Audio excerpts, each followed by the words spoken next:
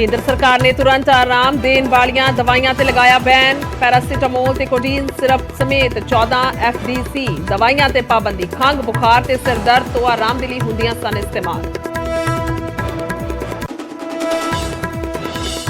Odisha rail हादसे ते rail मंत्री अश्विनी वैष्णव का वड्डा बयान। क्या हादसे की जांच हुई पूरी। सेफ्टी कमिश्नर जल्द सौंपणगे रिपोर्ट। दुर्घटना के 288 लोगों की हुई है मौत।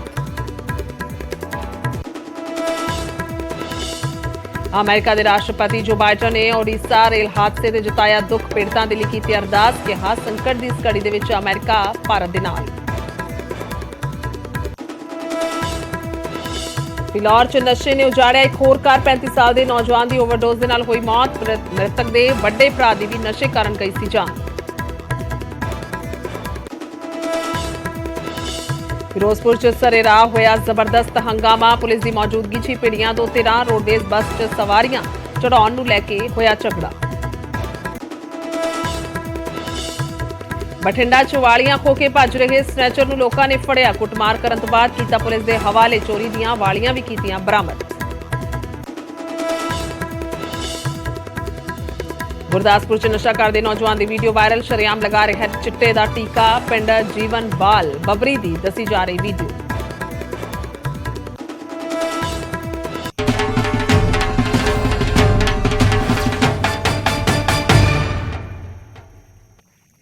सत श्री अकाल। 11 बजे के बुलेटिन च स्वागत है। मैं तुहाडे नाल गुरजोत संधू। तां शुरुआत करदे हां एक अहम खबर तो। जेकर तुहाडे घर दे विच दवाइयां ने तां भारत दे विच 14 पेन किलर्स बैन होण जा रहीआं ने जो कि तुरंत आराम दिंदियां ने, जिन्हां दे विच पैरासीटामोल भी है। तां इन्हां दवाइयां ते बैन लगाया जा रहा है। तुरंत आराम देण वालियां इन्हां दवाइयां ते पाबंदी लगा दी गई है। खंघ, बुखार ते सिर दर्द दीआं 14 दवाइयां ते पाबंदी लगाई गई है।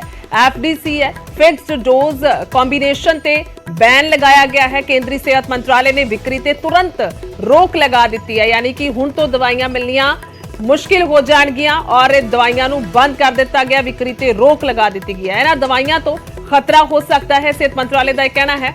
दस दईए कि FDC यानी कि फिक्स्ड डोज कॉम्बिनेशन उन्हां नूं कहा जांदा है जो 2 ਜਾਂ 2 ਤੋਂ ਵੱਧ दवाइयां नूं मिला के ਤਿਆਰ ਕੀਤੀਆਂ ਜਾਂਦੀਆਂ ਨੇ। ਇਹਨਾਂ ਨੂੰ ਕਾਕਟੇਲ ਦਵਾਈਆਂ ਵੀ ਕਿਹਾ ਜਾਂਦਾ ਹੈ। ਤਾਂ ਇਹ ਦਵਾਈਆਂ ਤੇ ਹੁਣ ਬੈਨ ਲੱਗਣ ਜਾ ਰਿਹਾ ਹੈ। बैन लगा दिता गया है। पेन किलर्स ने अमूमन तौर पर हर घर दे विच वरतियां जांदियां ने, फौरन आराम दिंदियां ने, तुरंत आराम मिलता है। इस करके ज्यादा इन्हां दी विक्री हुंदी है। तां हुण इह फैसला वड्डा लिया गया है। सरकार दे वल्लों वड्डा फैसला कीता गया है। इन्हां नूं बैन कीता जा रहा है। तां हुण दवाइयां जिहड़ियां ने वो नहीं मिलणगियां। इन्हां 14 दवाइयां ते बैन लगाया गया है, जिन्हां दा जिक्र करदे हां निमोस्लाइड प्लस पैरासीटामोल है, उस ते बैन लगा दिता गया। और इस तो इलावा कोडिन सिरप है, उस ते बैन लगाया गया है। फोलकोडाइन, प्रोमेथाजिन ये जी दवाई है, इस ते भी बैन लगा दिता गया।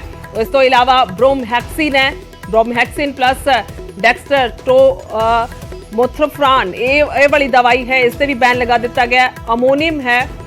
तो ਵੱਖ-ਵੱਖ दवाइयां ने, इन्हां च 14 दवाइयां जिहड़ियां ने शामिल ने जिन्हां ते बैन लगाया गया है। और खास तौर पर कारण की है, 14 दवाइयां ते बैन क्यों लग्या है, ये भी जानकारी जिहड़ी दी गई है। दवाइयां सेहत दे लई बेहद नुकसानदायक ने, यह कहा गया है सेहत मंत्रालय दे वल्लों। इन्हां दवाइयां तो जान नूं खतरा हो सकता है। इन्हां दवाइयां दी आदत लगदी है, यानी कि हैबिट हो जाती है, आदत हो जाती है दवाई खाण दी वार-वार। नशे के तौर पर भी इसनूं वरतिया जाता है, भी कहा गया है। इन्हां दवाइयां दा कोई डॉक्टरी प्रूफ नहीं है। ये दवाइयां ज्यादा जरूरी नहीं हैं, नुकसानदायक होने के बावजूद धड़ल्ले दे नाल विक्री हुंदी है। सरकार ने 14 FDC डोजेस पर जो है वो रोक लगा दी है। ये वो दवाएं हैं जिनसे लोगों को इंस्टेंट रिलीफ मिलता है। और FDC कॉम्बिनेशन वो होता है जिसमें एक से ज्यादा जो है वो सॉल्ट्स जो हैं वो होते हैं और लोगों को इससे काफी आराम मिलता है। जब लोगों को सर्दी, खांसी, बुखार होता है तो वो एक से जो है वो कॉम्बिनेशन का इस्तेमाल करते हैं। लेकिन अब इस पर प्रतिबंध लग गया है और साफ तौर पर इस पर काफी टाइम से जो है वो चर्चा की जा रही थी। एक्सपर्ट्स द्वारा जो है ये कहा गया और फिर केंद्र सरकार ने एक्शन लिया है। साफ तौर पर कई दवाएं जो हैं वो शामिल हैं। 14 दवाओं की बात की जाए वो इसमें है। पैरासिटामोल हो या पैरासिटामोल के साथ नीमोसोलाइड हो उसको बंद कर दिया गया है। कोडेन सिरप का कॉम्बिनेशन हो या फ्लोकोडाइन या पैथोमोजीन हो, इन सारी चीज़ों को है अब बंद कर दिया है। और अब लोगों से भी ये कहा जा रहा है कि अगर आप भी किसी केमिस्ट पर आते हैं तो आकर आप ये चेक करें कि आप जो दवा ले रहे हैं उसमें 2-3 कॉम्बिनेशंस तो नहीं है, क्योंकि अगर मिक्सचर ऑफ सॉल्ट होगा तो कहीं ना कहीं आपकी सेहत को नुकसान पहुंचेगा। क्योंकि साफ तौर पर काफ़ी टाइम से इस पर चर्चा हो रही थी और ये माना गया है कि ये जो दवाएं हैं ये ठीक नहीं है, ये इंस्टेंट रिलीफ ज़रूर देती हैं लेकिन आगे चलकर इनके बहुत सारे साइड इफेक्ट होते हैं जो कि सही नहीं है। कैमरामैन सोनू के साथ फराह खान, न्यूज़ 18 दिल्ली। 14 ਦਵਾਈਆਂ ਤੇ ਬੈਨ ਕਿਉਂ ਲੱਗਿਆ ਹੈ ਵੀ ਕਾਰਨ ਦੱਸਦੇ ਆ। ਦਵਾਈਆਂ ਸਿਹਤ ਦੇ ਲਈ ਬੇहद ਖਤਰਨਾਕ ਨੇ। ਕਿਹਾ ਗਿਆ ਹੈ ਸਿਹਤ ਮੰਤਰਾਲੇ ਦੇ ਵੱਲੋਂ ਇਹਨਾਂ ਦਵਾਈਆਂ ਤੋਂ ਜਾਨ ਨੂੰ ਖਤਰਾ ਹੋ ਸਕਦਾ ਹੈ ਕਿਉਂਕਿ 2-3 ਦਵਾਈਆਂ ਦਾ ਮਿਸ਼ਰਣ ਹੁੰਦਾ ਇਹਨਾਂ ਦੇ ਵਿੱਚ। ਇਹਨਾਂ ਦਵਾਈਆਂ ਦੀ ਆਦਤ ਲੱਗਦੀ ਹੈ, ਇਸ ਕਰਕੇ ਵੀ ਇਹਨਾਂ ਨੂੰ ਬੈਨ ਕੀਤਾ ਗਿਆ ਹੈ। ਨਸ਼ੇ ਦੇ ਤੌਰ ਤੇ ਇਹਨਾਂ ਦੀ ਵਰਤੋਂ ਕੀਤੀ ਜਾਂਦੀ ਹੈ, ਇਸ ਕਰਕੇ ਇਹ ਫੈਸਲਾ ਕੀਤਾ ਗਿਆ ਇਹਨਾਂ ਦਵਾਈਆਂ ਨੂੰ ਬੰਦ ਕੀਤਾ ਜਾਵੇ। ਦਵਾਈਆਂ ਸਿਹਤ ਦੇ ਲਈ ਬੇहद ਨੁਕਸਾਨਦਾਇਕ ਨੇ, ਇਸ ਕਰਕੇ ਇਹ ਦਵਾਈ ਤੇ ਬੈਨ ਲੱਗਿਆ ਹੈ। ਇਹਨਾਂ ਦਵਾਈਆਂ ਤੇ ਬੈਨ ਲਗਾਇਆ ਗਿਆ ਹੈ ਤਾਂ ਜਾਨ ਨੂੰ ਖਤਰੇ ਵੇਖਦੇ ਹੋਏ फौरन तुरंत प्रभाव के नाल बैन लगा दिता गया। हालांकि सुभाविक तौर पर यह नहीं है कि जिस तरह ही ऐलान होया उस तरह ही सारियां दवाइयां सारे कैमिस्ट दी दुकानां तो छू मंतर करके गायब हो जाणगियां। हौली हौली इस ते प्रभाव कह सकते हाँ सानू वेखण नू मिल सकता है, क्योंकि इंप्लीमेंट किस तरीके दे नाल हुंदा है यह बेहद अहम है। और जिस तरीके दे नाल पैरासीटामोल दा निमोसलाइड दा जिक्र हो रहा तो ये अजिहियां दवाइयां ने जिहड़ियां हर घर दे विच मिलदियां ने लगभग, और हर एक दे वल्लों कदे ना कदे इस्तेमाल जिहड़ा है वो जरूर किया गया होएगा।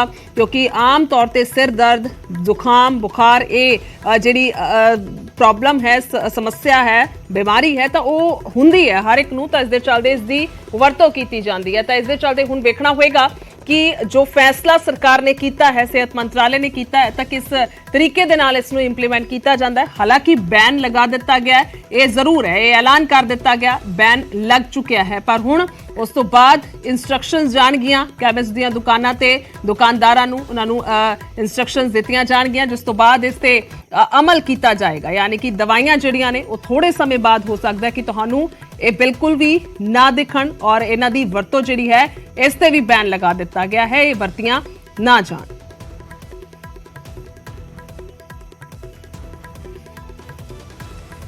अहम है जे घर दे विच ये दवाइयां ने तो सावधान होया जावे, क्योंकि अहम सब तो ज्यादा यह है कि पैरासीटामोल प्लस निमोसलाइड ये दवाई जिहड़ी है ये आम तौर पर सब दे वल्लों वरती जाती है। तो अजिहियां होर कई दवाइयां ने, कुल 14 दवाइयां ने जिस ते कि फौरन तौर पर रोक लगाई गई है। और इसका कारण दस्सिया गया है कि इंस्टेंट आराम कर दिया, यानी कि जिस तरह ही दवाई ली गई उस तरह ही कुछ ही मिनटां दे बाद तुहानू असर होना शुरू हो जाता है। यह हर कोई जानता है कि जो तुसी पैरासीटामोल दवाई लैने हो या निमोसलाइड लैने हो तो कुछ ही मिनटां दे विच तुहानू रिलीफ मिलना, आराम मिलना शुरू हो जाता है। जिहड़ी भी तुहाडी समस्या होवे, तुहानू सिर दर्द हो रहा होवे या किसी भी तरह की कोई समस्या होवे तो उस तो रिलीफ मिलता। तो ये सेहत मंत्रालय का हुण कहना है कि फौरन प्रभाव के नाल ही आराम मिलता है, इस करके ही ये बेहद नुकसानदेह है। इन्हां दवाइयां तो जान नू खतरा हो सकता है, खास तौर पर जिहड़ियां डबल कॉम्बीनेशन, क्योंकि जिन्हां दे विच 2 या 2 तो वध दवाई चीज़ां दा मिश्रण हुंदा, दवाइयां दा मिश्रण हुंदा है, उन्हां दे करके ज़्यादा समस्या है। तो ये वक्-वक् 14 दवाइयां ने जिन्हां ते रोक लगा दी गई। निमोसलाइड प्लस पैरासीटामोल है दवाई ते जिस ते बैन लगाया गया है। इस तो इलावा क्लोफेनिरमाइन, कोडीन सिरप, ये 2 मिश्रण ने दवाइयां दे, इन्हां ते भी बैन लगा दिता गया। फोल्कोडाइन, प्रोमेथाजिन ये दवाई है, इस ते भी बैन लगा दिता गया। अमोक्सिसिलिन, ब्रोमहेक्सिन ये दवाई, इन्हां दा भी मिश्रण है, इस ते भी बैन लगा दिता गया। इस तो इलावा सल्बुटामोल ये दवाई ते भी बैन लगाया गया है, क्योंकि कॉम्बीनेशन करके ये दवाइयां जिहड़ियां ने वो बनाईयां गईयां ने। तो जिस दे चलदे अजिहियां 14 दवाइयां ने जिस ते फौरन तौर पर रोक लगा दी गई है। हालांकि हर दवाई का एक अपना वक्खो वखरा कम है, पर इसनूं पेन किलर दे विच ही गिनिया जाता है, इस करके इस ते बैन लगाया जा रहा है। फौरन तौर पर आराम मिलता है, वो जो आराम मिलता है वो तुहाडी सेहत नूं खराब करता है, जान नूं खतरा हो सकता है, ये कहना है सेहत मंत्रालय का। तो बहुत ही घोख तो बाद सुभाविक तौर पर इंस्टेंट ये फैसला एकदम तो नहीं लिया गया होएगा, पहला इस ते घोख हुई होएगी, पहला बहुत सारी टीम्स बैठियां होणगियां ਉਹਨਾਂ ਦੇ ਨਾਲ ਸਲਾਹ ਮਸ਼ਵਰਾ ਹੋਇਆ ਹੋਵੇਗਾ, ਉਹਨਾਂ ਦੇ ਨਾਲ ਰਾਬਤਾ ਕੀਤਾ ਗਿਆ ਹੋਵੇਗਾ, ਮੀਟਿੰਗਸ ਹੋਈਆਂ ਹੋਣਗੀਆਂ। ਉਸ ਤੋਂ ਬਾਅਦ ਹੀ ਇਹ ਫੈਸਲਾ ਲਿਆ ਗਿਆ ਹੈ ਕਿਉਂਕਿ ਇਹ ਅਜਿਹੀ ਦਵਾਈ ਹੈ, ਖਾਸ ਤੌਰ ਤੇ ਜੇਕਰ ਪੈਰਾਸੀਟਾਮੋਲ ਔਰ ਨਿੰਬੂਸਲਾਈਡ ਦਾ ਜ਼ਿਕਰ ਕਰਦੇ ਹਾਂ ਕਿ ਹਰ ਇੱਕ ਦੇ ਵੱਲੋਂ ਕਦੇ ਨਾ ਕਦੇ ਵਰਤੀ ਗਈ ਹੋਵੇਗੀ ਔਰ ਆਮ ਤੌਰ ਤੇ ਇਸ ਨੂੰ ਵਰਤਿਆ ਜਾਂਦਾ ਹੈ ਅਜੇ ਤੱਕ, ਕਿਉਂਕਿ ਭਾਵੇਂ ਕੋਈ ਵੀ ਹੋਵੇ, ਕਿਸੇ ਵੀ ਤਰ੍ਹਾਂ ਦੀ ਛੋਟੀ-ਮੋਟੀ ਸਮੱਸਿਆ ਹੋਵੇ ਤਾਂ ਇਸ ਦਾ ਤੁਰੰਤ ਪ੍ਰਭਾਵ ਦੇ ਨਾਲ ਅਸਰ ਹੁੰਦਾ ਹੈ ਔਰ ਉਹ ਆਰਾਮ ਮਿਲਦਾ ਹੈ। ਤਾਂ ਜਿਸ ਦੇ ਚੱਲਦੇ ਇਸ ਨੂੰ ਬੈਨ ਲਗਾਇਆ ਗਿਆ ਹੈ ਔਰ ਬੈਨ ਦਾ ਕਾਰਨ ਵੀ ਸਾਫ਼ ਤੌਰ ਤੇ ਦੱਸ ਦਿੱਤਾ ਗਿਆ ਹੈ ਕਿ ਇਸ ਦੀ ਵਜ੍ਹਾ ਕੀ ਹੈ, ਕਿਉਂਕਿ ਇਸ ਨੂੰ ਨਸ਼ੇ ਦੇ ਤੌਰ ਤੇ ਵੀ ਵਰਤਿਆ ਜਾਂਦਾ ਰਿਹਾ ਔਰ ਹੁਣ ਤੱਕ ਵਰਤਿਆ ਜਾਂਦਾ ਹੈ। ਇਹ ਦਵਾਈਆਂ ਜਿਹੜੀਆਂ ਨੇ ਜ਼ਿਆਦਾ ਜ਼ਰੂਰੀ ਨਹੀਂ ਹਨ। ਅਜਿਹਾ ਨਹੀਂ ਹੈ ਕਿ ਜੇਕਰ ਇਹ ਦਵਾਈ ਨਹੀਂ ਮਿਲੇਗੀ ਕਿਸੇ ਨੂੰ ਤਾਂ ਉਸ ਦੇ ਨਾਲ ਉਸ ਦੀ ਸਮੱਸਿਆ ਜਿਹੜੀ ਹੈ ਉਹ ਖਤਮ ਹੀ ਨਹੀਂ ਹੋ ਸਕਦੀ, ਉਸ ਦਾ ਕੋਈ ਹੋਰ ਬਦਲ ਨਹੀਂ ਹੈ। ਤਾਂ ਸਾਰੀ ਚੀਜ਼ਾਂ ਨੂੰ ਧਿਆਨ 'ਚ ਰੱਖਦੇ ਹੋਏ ਇਹ ਫੈਸਲਾ ਲਿਆ ਗਿਆ।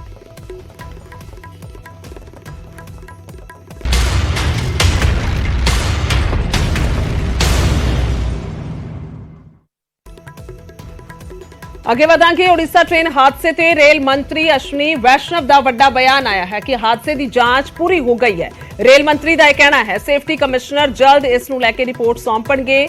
ਦੁਰਘਟਨਾ ਦੇ ਵਿੱਚ 288 ਲੋਕਾਂ ਦੀ ਮੌਤ ਹੋਈ ਹੈ, 1000 ਤੋਂ ਜ਼ਿਆਦਾ ਲੋਕ ਜ਼ਖਮੀ ਹੋਏ ਨੇ।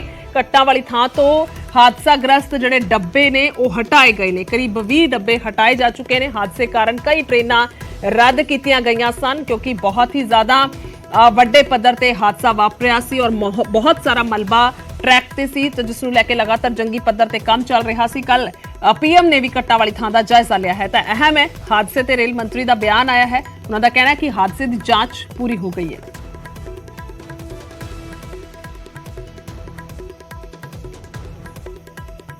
कवच का इससे कोई संबंध नहीं। कल ममता जी आके बोल के गई थी, उनको जितना इस विषय के बारे में जानकारी होगी उसके हिसाब से उन्होंने कहा।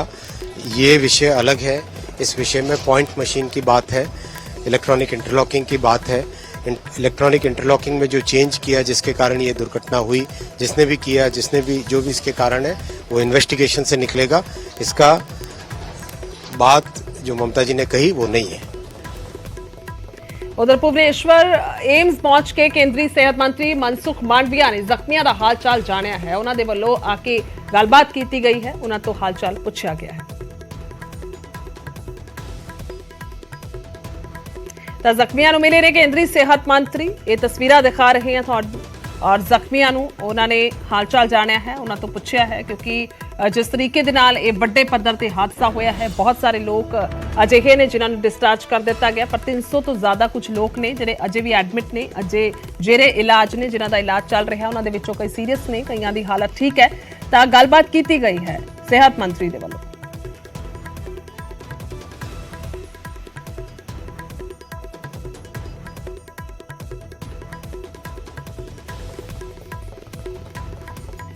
ਤਾਂ ਟਰੈਕ ਦੀ ਮੁਰੰਮਤ ਦਾ ਕੰਮ ਜੰਗੀ ਪੱਧਰ ਤੇ ਚੱਲ ਰਿਹਾ ਹੈ। ਦੱਸ ਦਈਏ ਕਿ ਕੱਲ ਰੇਲ ਮੰਤਰੀ ਜਿਹੜੇ ਨੇ ਉਹ ਪਹੁੰਚੇ ਸਨ ਔਰ ਅੱਜ ਵੀ ਉਹਨਾਂ ਦੇ ਵੱਲੋਂ ਜਾਇਜ਼ਾ ਲਿਆ ਗਿਆ। ਉੱਥੇ ਹੀ ਸਿਹਤ ਮੰਤਰੀ ਦੇ ਵੱਲੋਂ ਵੀ ਪਹੁੰਚ ਕੇ ਜਾਇਜ਼ਾ ਲਿਆ ਗਿਆ ਹੈ, ਗੱਲਬਾਤ ਕੀਤੀ ਗਈ ਹੈ, ਜ਼ਖਮੀਆਂ ਨੂੰ ਹਾਲ ਚਾਲ ਉਹਨਾਂ ਦਾ ਪੁੱਛਿਆ ਗਿਆ ਹੈ। ਬਹੁਤ ਸਾਰੇ ਪਰਿਵਾਰ ਅਜਿਹੇ ਨੇ ਜਿਨ੍ਹਾਂ ਦੇ ਪਰਿਵਾਰਕ ਮੈਂਬਰ ਜਾ ਚੁੱਕੇ ਨੇ, ਉਹਨਾਂ ਨੂੰ ਵਾਕਈ ਅਜਿਹਾ ਘਾਟਾ ਪਿਆ ਹੈ ਜੋ ਨਾ ਪੂਰਾ ਹੋਣ ਵਾਲਾ ਹੈ ਔਰ ਅਜਿਹਾ ਉਹਨਾਂ ਦਾ ਜ਼ਿੰਦਗੀ ਦਾ ਇਹ ਸਫ਼ਰ ਜੋ ਉਹਨਾਂ ਦੇ ਲਈ ਕਾਲ ਬਣ ਗਿਆ, ਕਿਉਂਕਿ ट्रेन दे विच सफ़र जिहड़ा है अमूमन तौर पे वो लोग ज़्यादा करते हैं क्योंकि जिन्होंने एक थां तो दूजी थां ते बहुत ज़्यादा लंबा सफ़र तय करना हुंदा है। सस्ता एक जरिया है एक थां तो दूजी थां पहुंचण दे लई। तां हर तबके दा जिहड़ा व्यक्ति है वो सफ़र करता है क्योंकि क्लासिस दे विच डब्बे जिहड़े ने डिवाइडिड हुंदे ने, तां उस हिसाब दे नाल हर एक क्लास दा व्यक्ति जिहड़ा है वो आउंदा है ट्रेन दे विच सफ़र करन दे लई। तां जख्मियां दा हाल चाल जाणिया है सेहत मंत्री ने।